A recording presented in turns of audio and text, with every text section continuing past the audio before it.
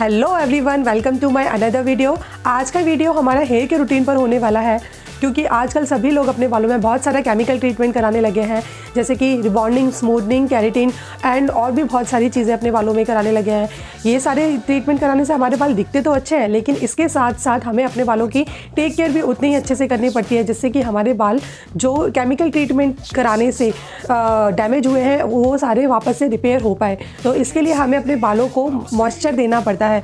तो मॉइस्चर देने के लिए हम अपने बालों में हेयर स्पा करा सकते हैं।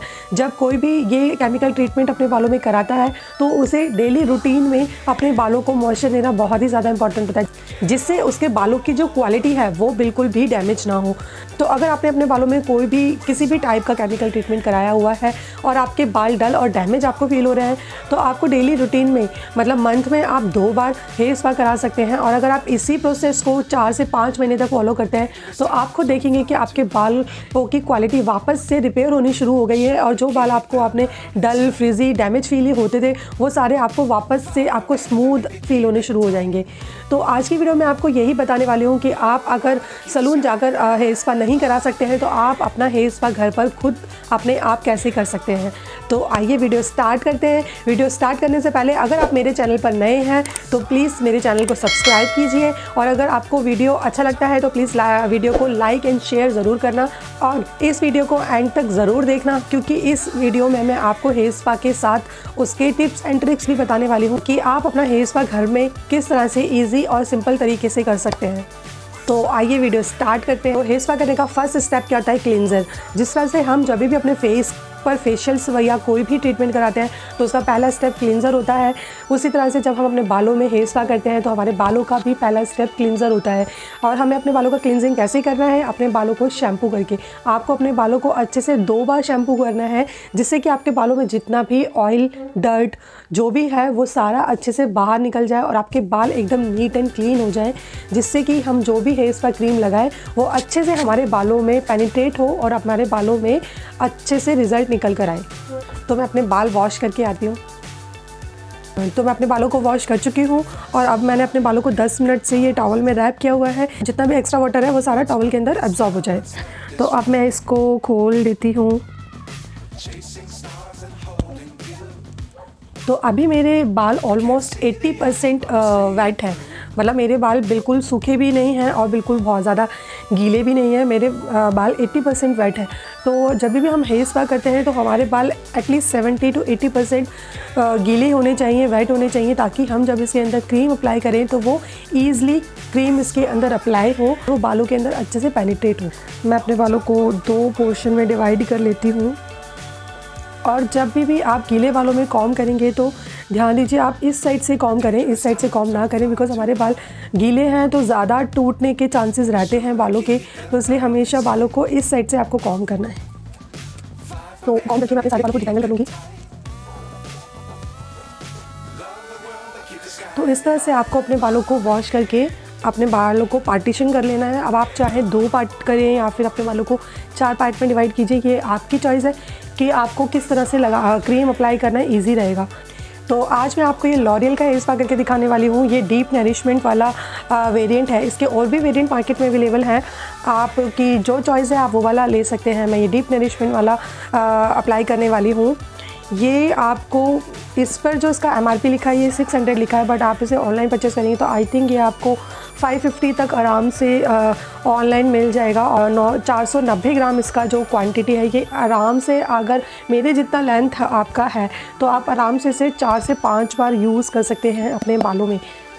इसके लिए आपको एक प्लास्टिक का बाउल चाहिए और ये इस टाइप का एक ब्रश चाहिए। अगर आपके पास ब्रश नहीं है आप अपने फिंगर भी यूज़ कर सकते हैं, अपने हाथों को भी यूज़ कर सकते हैं, क्योंकि इसके अंदर कोई केमिकल नहीं होता। ये सिर्फ नरिशमेंट क्रीम है जो आपके बालों को नरिश करती है। तो इससे आप अपने हाथों से भी ब्लेंड कर सकते हैं। आप हमेशा क्रीम के लिए प्लास्टिक का बाउल ही यूज़ करेंगे। आप कोई भी स्टील का बर्तन यूज़ ना करें, प्लास्टिक का बाउल यूज़ करें, क्योंकि प्लास्टिक के बाउल्स के अंदर जो क्रीम होता है वो इस तरह का कोई रिएक्शन नहीं देता है। इसलिए हम हमेशा किसी भी ट्रीटमेंट के लिए, चाहे स्मूथनिंग करें, केराटिन करें, हेयर स्पा करें, हमेशा आपने देखा होगा कि प्लास्टिक का ही बाउल यूज़ किया जाता है। सो मेरे जितने लेंथ के लिए मैं यहाँ पे ये पूरा भर के इस तरह से एक स्कूप निकालूंगी। और ये इतना 2 स्कूप, मतलब इतना 2 स्कूप काफ़ी है मेरे जितने बालों के लिए। आपकी लेंथ जितनी है आप उसके अकॉर्डिंग ले सकते हैं। ये लॉरियल के ही एम्प्यूल्स होते हैं, इन्हें कंसल्टेट भी कहते हैं।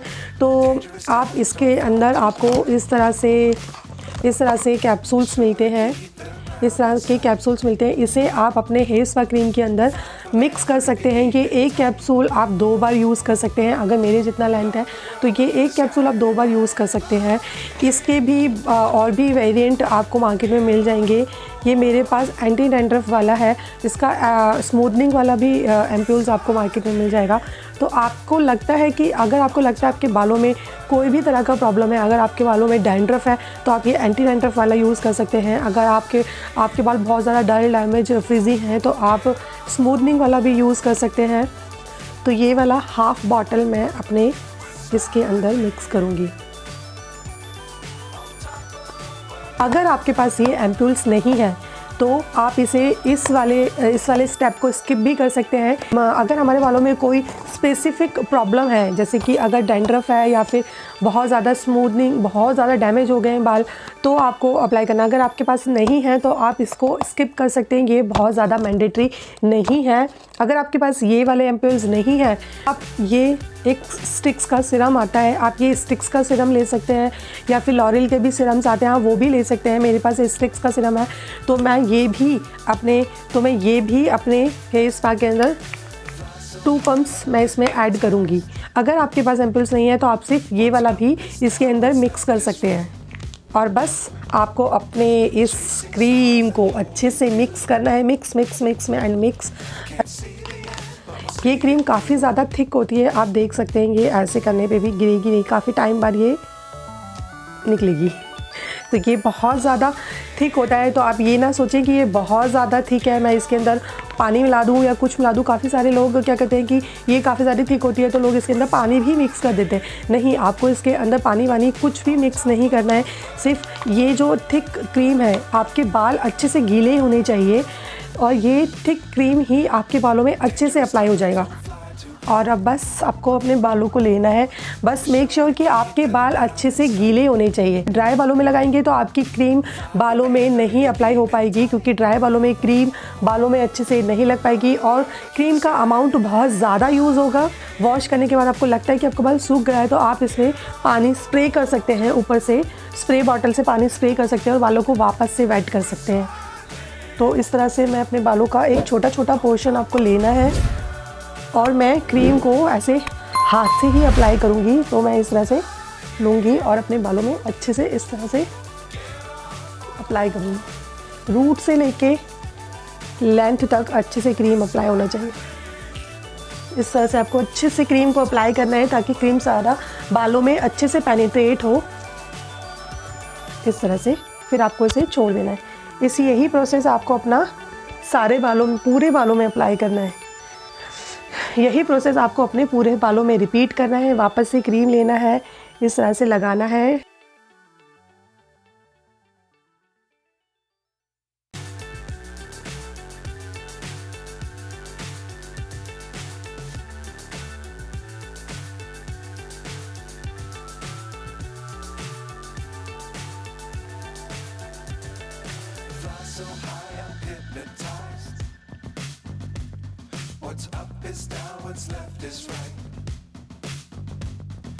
हो चुका है, मैं दोनों पोर्शन में लगा चुकी हूँ अपना। अब जो इसके अंदर बचा हुआ क्रीम है उसको मैं इस तरह से अपने हाथों पे लूँगी। मैं लूँगी अपने हाथों में और इस तरह से ऊपर इस तरह से लगाऊँगी। इस तरह से मसाज करके मुझे ये बाकी का क्रीम अपने बालों में पेनिट्रेट कराना है ताकि मेरे हेयर स्पा का रिज़ल्ट अच्छे से आए। अब घर पे हेयर स्पा करने का डिसएडवांटेज एक यही होता है कि ये जो मसाज के जो फीलिंग है, ये जब दूसरों के हाथ से होता है तो उसका रिलैक्सेशन एक अलग ही लेवल का होता है और अपने आप करने का जो एक्सपीरियंस है वो इतना ज़्यादा अच्छा नहीं होता। इस तरह से 5 मिनट मसाज देने के बाद आपको अपने बालों को बांध लेना है। आप जैसे चाहें वैसे बांध सकते हैं। मैं अपने बालों को ऐसे खुद से ही बांध लेती हूँ। इस तरह से मैंने अपने बालों को टक कर लिया है। अब तीसरा स्टेप जो होता है हमारे हेयर स्पा का, वो होता है स्टीम। हमें हेयर स्पा क्रीम अप्लाई करने के बाद स्टीम देना भी इतना ही इम्पॉर्टेंट होता है जितना इम्पॉर्टेंट हमारे बालों को क्लीन करना होता है, क्योंकि स्टीम देने से जितना हमने क्रीम लगाया है वो सारा मेल्ट होके हमारे बालों को अच्छे से पेनिट्रेट करेगा और हमारे बालों को अच्छा नरिशमेंट देगा। तो स्टीम के लिए आपको क्या करना है, आप इस तरह का एक टॉवल ले सकते हैं। ये सका हेयर टॉवल ये इजीली आपको ऑनलाइन किसी भी ऐप पे मिल जाएगा। मैं इसका लिंक आपको डिस्क्रिप्शन बॉक्स में टैग कर दूंगी, आप चाहे तो वहाँ से इसे परचेज़ कर सकते हैं। और इसको आपको हॉट वाटर में, गर्म पानी में इसको डिप करना है और एक्स्ट्रा पानी को इससे निकालना है और फिर इससे अपने बालों को रैप करना है। अब आप चाहें तो इस प्रोसेस को रिपीट कर सकते हैं, क्योंकि अगर आप ये गर्म पानी में टॉवल को डिप करके लगाएंगे तो ये ज़्यादा से ज़्यादा आपको 30 seconds, 40 seconds, may be 60 seconds तक आपको स्टीम प्रोवाइड करेगा। उसके बाद ये टॉवल ठंडा हो जाएगा तो ये आपको स्टीम नहीं देगा। ठीक है, आप चाहें तो इसी स्टेप को दोबारा से रिपीट कर सकते हैं। फिर दोबारा से अपने टॉवल को निकालो, फिर गर्म पानी में डिप करो, फिर एक्स्ट्रा पानी निकालो, फिर दोबारा से अपने बालों को रैप करो। इसी तरह से आप चाहें तो 3-4 बार सेम प्रोसेस रिपीट कर सकते हैं। सेकंड ऑप्शन है कि मैं अपने टॉवल को हॉट वाटर में डिप करके और एक्स्ट्रा पानी निकाल के इस तरह से अपने बालों पर रैप कर लूँ और कुछ सेकंड बाद 30-40 सेकंड्स बाद जब ये ठंडा हो जाएगा टॉवल, तो इस तरह का कोई भी स्टीमर लेके या फिर नॉर्मल वाला स्टीमर भी जो हमारे पास होता है वो स्टीमर लेके मैं अपने बालों पे इस तरह से स्टीम दूँ, तो मैं इस तरह से स्टीम दूँ। आपको एक ही जगह पर कम से कम कुछ सेकंड तक रखना पड़ेगा, 20-30 सेकंड्स, तभी हीट टॉवल के अंदर तक जाएगी।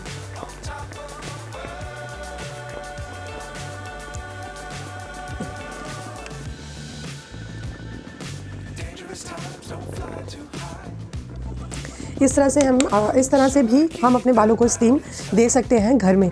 लेकिन अगर आपके पास ये स्टीमर भी नहीं है या फिर और दूसरा किसी भी टाइप का कोई स्टीमर नहीं है, तो मैं आपको एक और ट्रिक बताती हूँ जिससे आप अपने बालों को स्टीम दे सकते हैं। जब अपने बालों को में टॉवल इस तरह से रैप कर ले और जब आपका टॉवल ठंडा हो जाए, आपको लगे कि मेरा टॉवल ठंडा हो गया है, अब मेरे बालों को कोई स्टीम नहीं मिल रहा होगा, कोई भी हीट नहीं मिल रही है, तब आपको क्या करना है, तब आपको लेना है ये ड्रायर। आपके पास जो भी कोई ड्रायर है वो आप ले सकते हैं। तो आपको लेना है ड्रायर और इसको आपको रखना है फुल हीट पे। इनकी स्पीड आपको एक पर ही रखनी है और इस तरह से अपने बालों को हीट देनी है। अब ये जो टॉवल गीला है, ये गीला टॉवल ही आपके बालों को, जब ये गर्म हीट आपके ठंडे टॉवल पे पड़ेगी तो ये आपके बालों को स्टीम देगा। अब आप बोलोगे कि ड्रायर देने से तो टॉवल ही सूख जाएगा। करेक्ट, टॉवल सूखेगा, लेकिन टॉवल कब सूखेगा, जब जो इसके अंदर का पानी होगा वो स्टीम बनकर उड़ जाएगा। तो वो जब स्टीम बनेगी वो आपके बालों पे लगेगी। और हमें करना क्या है, हमें अपने बालों को स्टीम ही देना है। तो ये भी आप एक तरीका यूज़ कर सकते हैं अपने बालों को स्टीम देने का घर पर। मेरे पार्लर में तो स्टीम की बड़ी वाली मशीन है, लेकिन जब घर पे करना हो तो मैं ये वाला भी तरीका यूज़ कर लेती हूँ। अगर मुझे फटाफट करना हो तो मैं ये वाला कर लेती हूँ। ये वाला तरीका भी अच्छा है, बट ये वाला बहुत टाइम टेकिंग है, क्योंकि मुझे काफ़ी देर तक ऐसे हर जगह पर स्टीम देना होता है। लेकिन अगर गीला टॉवल करके आप ऊपर से ड्रायर करेंगे तो ये बहुत ही फटाफट आपके बालों को स्टीम देगा। और हमारे बालों को मैक्सिमम 4 to 5 मिनट स्टीम देने की ज़रूरत होती है, बहुत ज़्यादा स्टीम देने की भी ज़रूरत नहीं होती है। उससे बाल वीक होते हैं और बाल टूटने के चांसेस ज़्यादा बढ़ जाते हैं। जैसे टॉवल पे ड्राई अप्लाई करके अपने बालों को 1 मिनट तक ऐसे ही छोड़ दें, ताकि जो टॉवल हल्का थोड़ा बहुत जो गर्म हुआ है टॉवल आपका, वो ठंडा हो जाए और आपके बाल एकदम रिलैक्स हो जाए। उसके बाद 1 मिनट वेट करने के बाद आपको अपने बालों को अपने बालों पे फिर से इस तरह से मसाज देना है, ताकि जो क्रीम मेल्ट हुआ है वो सारा बालों में अच्छे से मिक्स हो जाए। याद रखिए, कभी भी जैसे नेल्स आपके बड़े हैं मेरी तरह, तो आपको इस तरह से मसाज नहीं करना है, आपको टिप्स की हेल्प से मसाज करना है। इस तरह से नहीं करना, टिप की हेल्प से आपको मसाज करना है ऐसे।